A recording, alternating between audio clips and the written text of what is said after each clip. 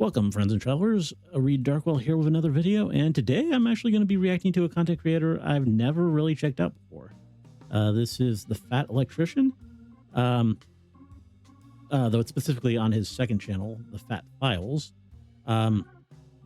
His main channel seems to be a little more military focused, which, I mean, that could be interesting too.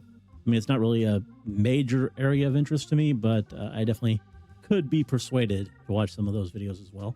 But yeah, this one is about Waffle House, which that just sounds interesting. Like, I mean, Waffle House is an interesting place. I mean, it's famous for the fights and stuff that go down there, and just it's got this whole reputation to it. So yeah, when I was looking for which of his videos to check out, I mean, this one kind of stood out to me because of that.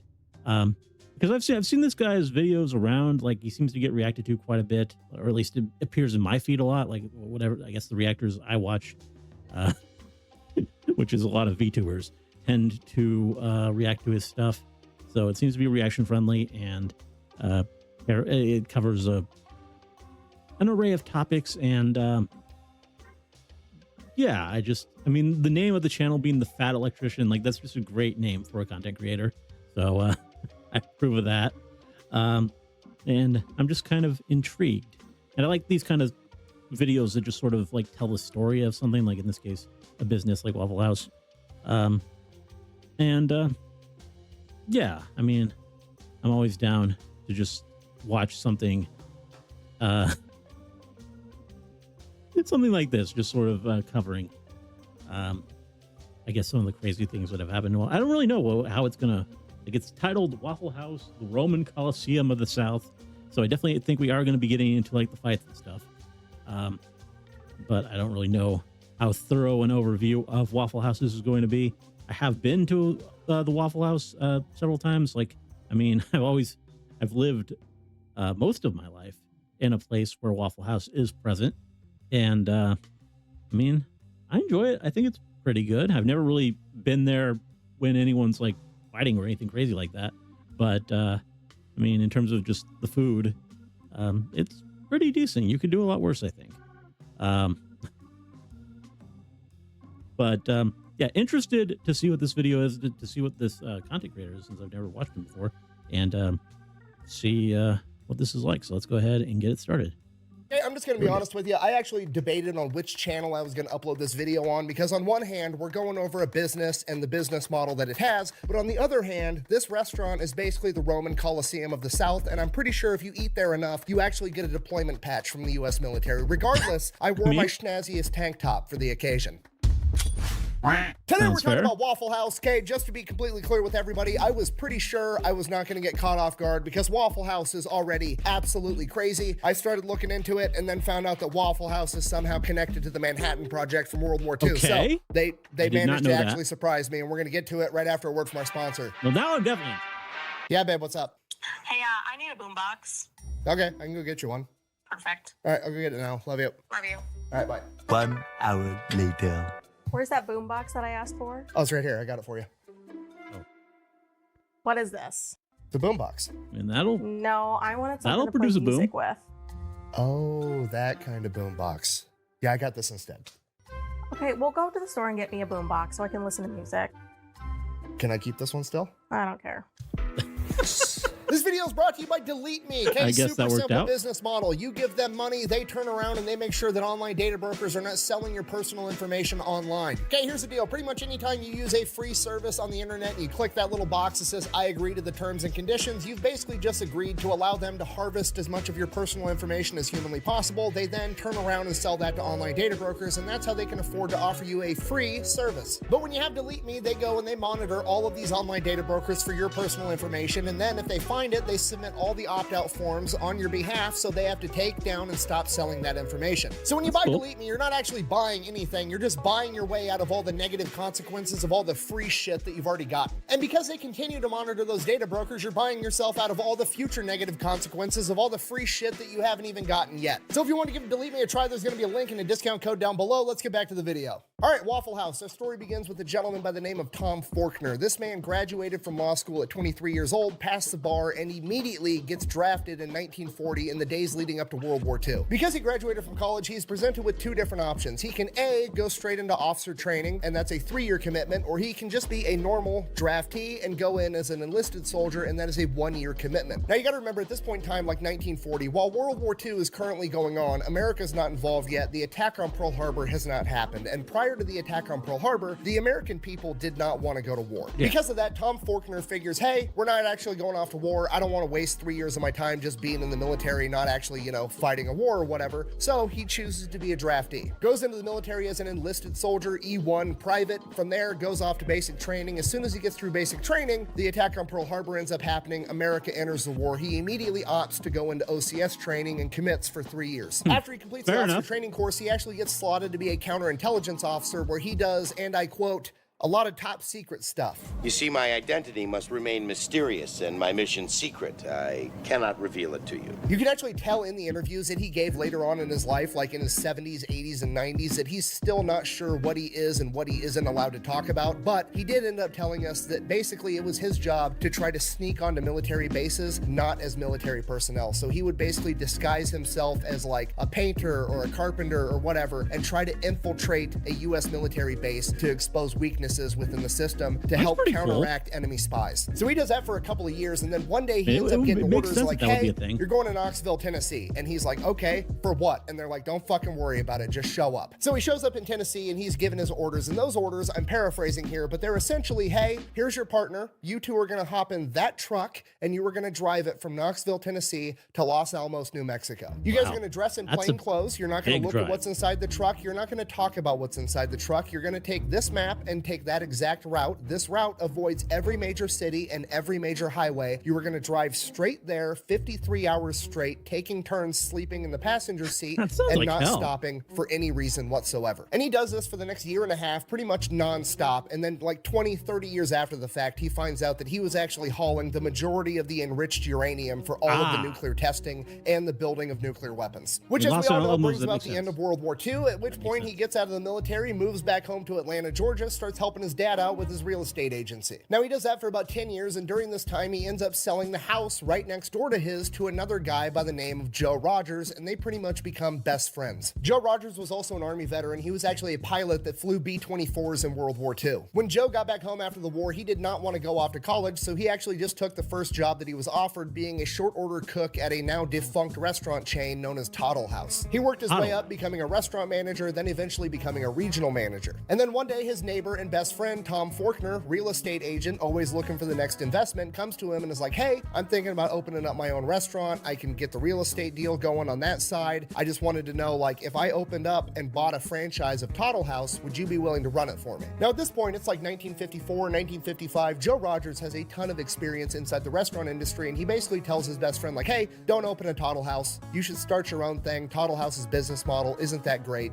If you start your own restaurant, I will help you run it. He then goes off on vacation with his family, and by the time he comes back, Tom Faulkner has already bought the real estate and comes to Rogers and is like, cool, what's the business we're starting? Where's Pancake's house? What? We stop at Pancake's house. Right move. And within the span of like 6 months, the very first of what is now the legendary restaurant chain of Waffle House opens. And Waffle House is legendary, probably for all the wrong reasons. I mean, even if you've never been to a Waffle House, you've heard about Waffle House because, well, I mean, Kid Rock got in a fight there. You've got Haley Booth, the viral Waffle House cook known as the Last Chair Bender. I've seen this. The chair can.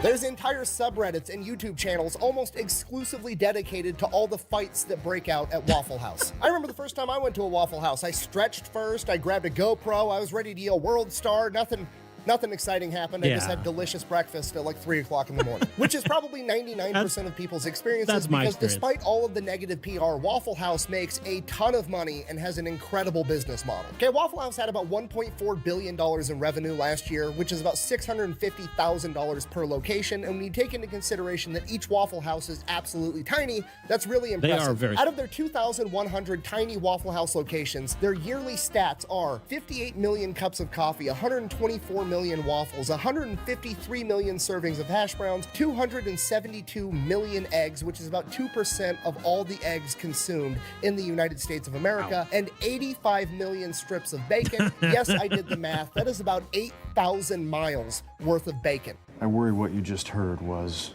give me a lot of bacon and eggs. What I said was, give me all the bacon and eggs you have. So Waffle House is obviously doing something right. What exactly are they doing? Well, it all comes down to their business model and their branding. Now, with the Waffle House branding, all the negative PR about fights always breaking out at Waffle House, in a way, has actually helped them out a ton, because Waffle House, by and large, is pretty much a regional chain. It's primarily down in the South, yet Waffle House has become a household name pretty much everywhere in America. You could have never even seen a Waffle House, and you already know Waffle House is open 365 days a year, 24 hours a day, and they serve breakfast. Why do you know they serve breakfast? Because their name is fucking Waffle House. That's a good look point. at the sign. You're driving down the road, you see that, you know everything you need to know. They sell breakfast. The end. Do that with another breakfast place. If you're not from there and you don't know what a Denny's or a Perkins or an IHOP is, you have no idea. It's just a restaurant. Maybe. Waffle House, they're selling waffles, which means there's like a 99% chance they sell other breakfast food. Fucking sold. I'm in. So already, the branding is absolutely incredible, but here's the true genius of it. Why did they call it Waffle House? Why didn't they call it Breakfast House or Bacon House or Hash Brown House? It's because waffles had the highest profit margin. I cannot stress to you enough how absolutely genius that is, right? Because you don't need to sell breakfast, all right? Everybody's already in on breakfast, okay? I could be blackout drunk at 4 in the morning, and you could ask me, hey, do you want breakfast? I'm coming up like the Undertaker every single time. And then you go, the only thing open right now is Waffle House, okay? I was already sold on breakfast from the get-go, but because Waffle House is where we're going, guess what I'm getting? A motherfucking waffle, and they're making more money. It makes sense that Tom Faulkner was a counterintelligence officer because the man literally said 2 words and has already subconsciously tricked you into ordering the most expensive thing on the menu that makes him the most money. So the branding of Waffle House is both simple and brilliant, and the rest of the business model matches that to a T. Okay, all Waffle Houses are like virtually identical. They're very small. They only seat like 30 people, and you can actually see the cook making you your food. Now, at a glance, you're just like, oh, they're just going for that like 1950s drive-through type of a vibe, which they are, but there's way more to it than that. Because the restaurant is so small, the kitchen never has the opportunity to get bogged down, meaning that they're moving tables very, very quickly. So instead of having one kitchen and 100 customers, you've got one kitchen and 30 customers, and you can just turn those tables over 3 times faster, which pretty much guarantees that every customer is going to get exactly what they wanted, okay? They're not going in there for 5-star dining. They're going in there because they're hungry and they want breakfast, and now they're going to get breakfast really quick in a small setting that doesn't feel like a packed restaurant where they have to wait in line to be seated. And I know what you're thinking. What if one Waffle House just reaches its maximum capacity, right? What if it's just completely full with a line out the door 24/7 every day of the year? Waffle House surely would build a bigger Waffle House, right? No. We're going to take the same parking lot, and right next to that first Waffle House, we're going to build a second fucking Waffle House, okay? The plan is working, and if it's not broke, don't fix it. Which is one of those things that seems dumb, but is actually brilliant. So obviously speed is key to this business model, and they've done themselves a big favor with their menu because their menu is overwhelmingly simple, okay? It's literally one side of one piece of paper. Okay, the entire menu is comprised of like 10 things. They have waffles, sausage, bacon, ham, eggs, toast, biscuits, gravy, butter, and syrup. Guess how many flavors of syrup they have? 1. It's fucking syrup flavored syrup. The entire menu is simple, exactly how it's supposed to be. Oh, sorry, they have hash browns too. Sorry, 11 things, not 10. Anyways, moving on. Another reason they do so good is they actually might be the best fast food chain when it comes to taking care of their employees. They pay them higher than average, they have super flexible schedules, and they're one of, if not the only fast food chain that actually offers all their employees healthcare and dental insurance. Okay, and I know what you're thinking. You're like, okay, but really, how good are they actually treating the Waffle House employees? I got the one stat that's everything you need to know, okay? Waffle House treats their employees so well that employees are willing to commute into a natural disaster to work at a different Waffle House when the occasion arises. Yeah, Waffle House is open 24 hours a day, 365 days a year, and they fucking mean it, okay? Whenever there's like a hurricane coming or some type of impending natural disaster, Waffle House organizes what they call a jump team, a bunch of Waffle House employees from a different region that's going to be unaffected because they know that their local employees are going to be busy taking care of their own family and their own houses during a hurricane, so they bring in teams from outside the region to work inside of a natural fucking disaster, and they're willing to do it. I never said thank you. Yeah, that is pretty impressive. I never realized they did it. Okay, McDonald's can barely get their employees to show up on a good day, and Waffle House has employees volunteering to commute into a fucking hurricane to make breakfast. And this is the most impressive part of the business, because Waffle House has the best logistics and preparedness of any company I've ever seen ever. The only entity that beats them in logistical capacity is the United States military. Waffle House is literally ready for absolutely anything. Every single Waffle House has the playbook inside of it that details exactly how the staff is supposed to handle literally any type of emergency or situation that could possibly arise. And if for some reason the situation comes across that isn't in that playbook, after it happens, they immediately add it to the playbook. It covers tornadoes, hurricanes, floods, a hole in the roof from a branch falling, a car driving into the restaurant. You can drive a car into Waffle House and they're still planning on staying open. The playbook even has detailed plans for every type of disaster for what the local employees, while they're not working, should go home and do to make sure that their house